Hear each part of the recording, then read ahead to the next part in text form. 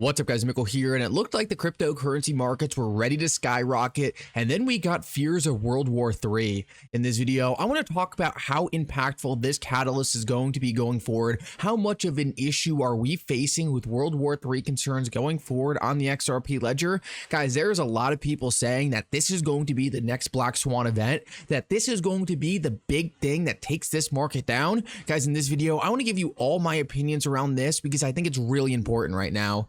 Like always, your support means so much to this channel. Thank you to everyone who likes the videos and to subscribe to the channel. These things really do help me out so much. Also, guys, we do live streams every day, so if you've been missing those, make sure to turn on bell notifications so you get notified whenever I go live. So guys, I want to start this video off and just give a quick update on the automated market maker, because what we're seeing on the XRP ledger is the start of a massive DeFi ecosystem. Guys, we have already seen over 2 million XRP locked up in the automated market maker, creating deep pools of liquidity native to the ledger. Guys, this is absolutely awesome to see, and as I have stated in previous videos, Uniswap, one of the biggest automated market makers out there, took over 3 months to get past $1.5 million locked, and guys, the XRP ledger in only 4 days has already surpassed this. This is an amazing start of building native liquidity on the XRP ledger, and what is so exciting to me is that this is creating yield and decentralized finance activities without any Ponzi scheme economics. There's no tokens being printed here. There's no crazy APYs that are unrealistic. Instead, it is just people putting their native liquidity on the XRP ledger and being rewarded for providing that liquidity via fees. Guys, this is super exciting to me, and it's also important to understand that what we're seeing done on the XRP ledger right now is something that's never been done before. All the other automated market makers out there are built on top of other chains, and they're essentially just governed by a single centralized smart contract. Uniswap is a smart contract built on the Ethereum network, but it's pretty much unilaterally controlled by the Uniswap team. And because of that, the Uniswap team can make changes to that smart contract whenever they want, and it's really not decentralized. And to add issue on top of that, you can build infinite automated market makers on Ethereum. So all the liquidity of the automated market makers gets segregated between all the different options you can go to. The XRP ledger is completely different. The automated market maker on the XRP ledger is built directly into the XRP ledger itself. There's no smart contracts. It's part of the native code base. And because of that, any liquidity put in the XRP ledger automated market maker all goes to the same place, creating a deeper centralized source of the liquidity, but on the decentralized blockchain, meaning that no single party controls any smart contract or therefore can control the automated market maker. The XRP ledger automated market maker, in my opinion, is one of the best designs out there for decentralization and creating the deepest possible pool of liquidity. Ultimately, I think this is really exciting to see. The XRP ledger has lacked a DeFi ecosystem for a long time, and what we're seeing is that not only is the XRP ledger coming out with a game-changing DeFi ecosystem, but it is catching on rapidly. As I'm so excited to see how the automated market maker continues to build out going forward. I am so excited to see how much XRP ultimately gets locked up in this thing over the next couple months and years. Guys, it would not surprise me at all if we see up to 5% of XRP circulating supply locked up in this automated market maker, and that is going to do some insane things for the price of XRP. Guys, so far we've only seen retail level adoption for the automated market maker. We haven't seen institutions step in yet, but guys, there's no question in my mind that Ripple put this amendment forward because they know there's going to be institutional activity. Guys, it's only a matter of time, but things are off to a really exciting start. I want to move on though and go over the World War III narratives that are kind of dominating the market right now, because I think this is really important to be paying attention to. Guys, a lot of the mainstream media out there right now, and even a lot of big cryptocurrency accounts, are saying that essentially right now the cryptocurrency market is selling off because of World War III narratives. Guys, I really want to provide some pushback on this narrative. I do not think right now the cryptocurrency market is selling off because of World War III narratives. I need to be careful when I get into these subjects because ultimately I am only making my comments from a market perspective. Ultimately, I think war is bad for everyone. I hate to see it, and I feel terrible for anyone involved. But it's so important to understand that since I have been alive, there has been war in the Middle East. It has never stopped. Everyone is acting like something has dramatically changed over the past couple weeks. Guys, we have seen constant escalations in the Middle East, and most of these asset classes have simply rubbed it off. In my opinion, what we're watching is a random dip in the cryptocurrency market that a lot of people are just assigning to whatever event is occurring in the world. Since I have been alive, like I said, there has been war in the Middle East, and honestly, tensions have been higher than they are right now. I'm not saying that what is happening right now is good at all. It stinks, I hate to see it, and I wish it wasn't happening. But there is no way you can convince me that the liquidity of it...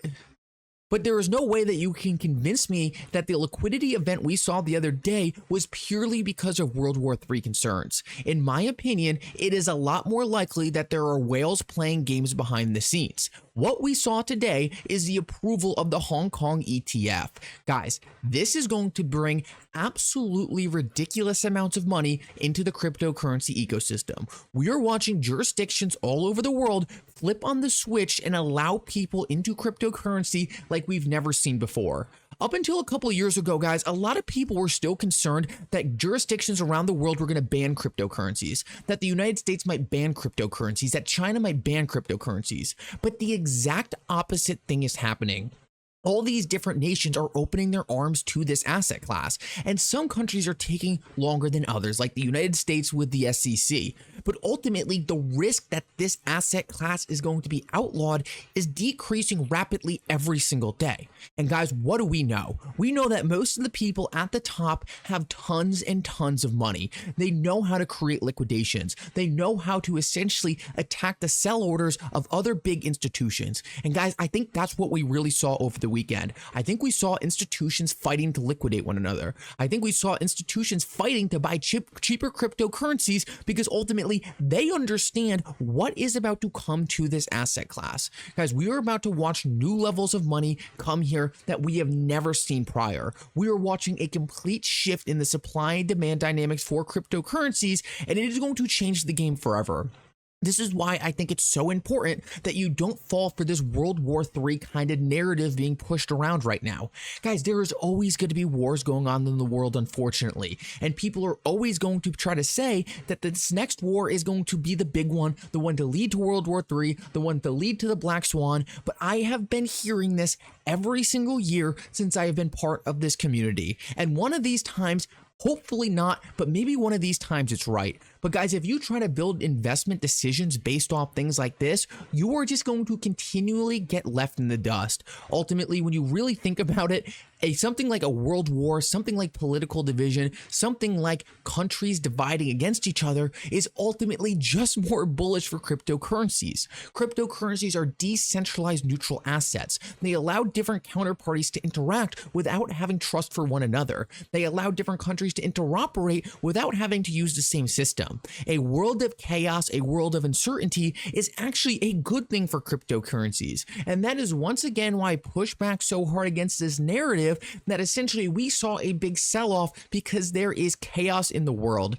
Guys, I really do think the world we're heading into is one that is cryptocurrency dominated because of the chaos, because of the lack of trust, because different nations, institutions, and countries are going to have to interact with each other without playing by the same rules. Guys, everything we're seeing in the world right now confirms my thesis that big financial institutions in the future are going to require a neutral liquidity asset to transact with one another, and Ripple is positioning XRP to be just that.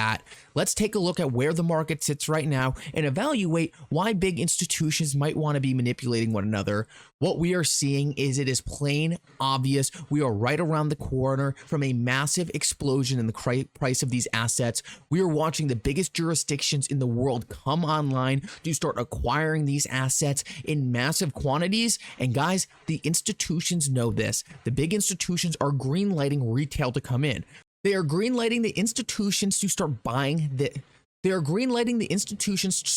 this asset class. Guys, the institutions do not want to be left in the dust. They are going to do whatever they can to get cheap cryptocurrency before it's too late. Guys, what we saw in the .com bubble was that essentially the big institutions, right, built their positions early and then eventually let retail get in. This is one of the few asset classes in history where we were able to beat the big institutions in. We were able to beat the big money, and they are going to do everything in their power power to try to scare you out. They're going to do everything in their power to try to gain as much control as possible, because they know over the long term, we are going to see trillions and trillions of dollars flow into this asset class, and we will never come back to the prices we were at today. This is why, once again, I push against the FUD of narratives that will never stop coming. These narratives that will continue to be recycled. These narratives that are supposed to keep you out of this industry. This industry benefits from chaos. This industry benefits from political divide. And that is where the world is headed, unfortunately. Cryptocurrencies fix a lot of this. Cryptocurrencies are decentralized liquidity assets that are going to be critical to the system and the world we're heading into. Guys, thank you so much for coming. I hope you enjoyed this update. If you did, make sure to like and subscribe. It really does mean so much. And for now, Mickle out.